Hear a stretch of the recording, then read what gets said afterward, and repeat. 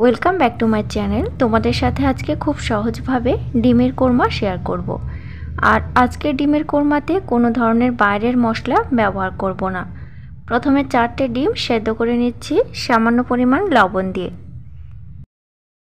কড়াইতে সাদা তেল দিয়েছি, ফোড়নে দিচ্ছি জয়িত্রী, দারুচিনি, এলাচ। এরপর একটি পেঁয়াজ কুচি করে নিয়েছি, একসঙ্গে ভেজে নিচ্ছি। রসুন এবং কাঁচা লঙ্কা পেঁয়াজের সঙ্গে দিয়ে আবারও একসঙ্গে নাড়াচাড়া করে ভেজে নেব। 3 থেকে 4 টুকরো মতো এখানে আদা ব্যবহার করলাম। হালকাভাবে নাড়াচাড়া করে নামিয়ে নেব। এই পর্যায়ে একটু খেয়াল রাখতে হবে মশলাগুলো যেন কোনোভাবে কালো হয়ে না যায়। কালো হয়ে গেলে কোরমার রঙটাও কালো হয়ে যাবে। অল্প পরিমাণ জল দিয়ে মশলাটা পেস্ট করে নিয়েছি। এইভাবে মশলাটা পেস্ট করে নিলে কোরমাগুলো রান্না করার সময় গামাখা হবে আর দেখতেও ভালো লাগবে। ডিমগুলো খোসা ছাড়িয়ে নিয়েছি, এবার ছুরি দিয়ে একটু চিড়ে দিলাম। সামান্য পরিমাণে লবণ আর শুকনো লঙ্কার গুঁড়ো দিয়ে একটু মাখিয়ে নিলাম। এবার সাদা তেলের ওপরে ফ্রাই করে নেব। তো ফ্রাই করার সময় একটু খেয়াল রাখতে হবে লালচে কালার করে ফ্রাই করা যাবে না। 2 থেকে 1 মিনিট মতো নাড়াচাড়া করে ডিমগুলো নামিয়ে নেব। এই পর্যায়ে ডিমগুলো আর ভাজবো না, তেল থেকে উঠিয়ে নেব। সাদা তেল দিয়েছি পরিমাণ মতো। এবার দিচ্ছি এলাচি এবং দারচিনি।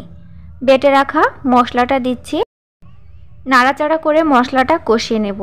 প্রয়োজনে হালকা জল দেব। তো এইভাবে নাড়াচাড়া করে কষিয়ে নিলে খুব সুন্দর একটা স্মেল দিবে। 1 থেকে 2 মিনিট মতো সময় নিয়ে মশলাটা খুব সুন্দর করে কষিয়ে নিয়েছি।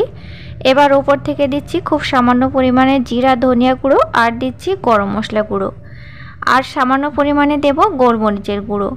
আবারও নাড়াচাড়া করে নেব আর শেষে দেব টক দই।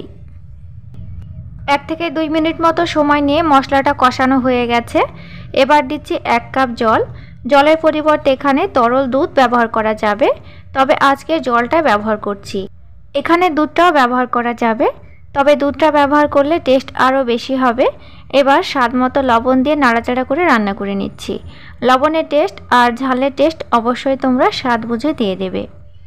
2-1 মিনিট নাড়াচাড়া করে রান্না করে নিলেই কোরমাটা রেডি হয়ে যাবে।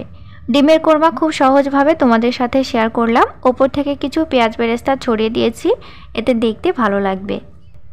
ভিডিওটি ভালো লাগলে চ্যানেলটি সাবস্ক্রাইব করে দিয়ে অবশ্যই পাশের বেল আইকনটি প্রেস করে রাখবে। নতুন নতুন রেসিপি ছাড়ার সাথে সাথেই তোমাদের কাছে নোটিফিকেশান চলে যাবে। সাথে অবশ্যই লাইক করবে, কমেন্ট করবে এবং তোমার ফ্রেন্ড ও ফ্যামিলিদের সাথে শেয়ার করবে। Thank you.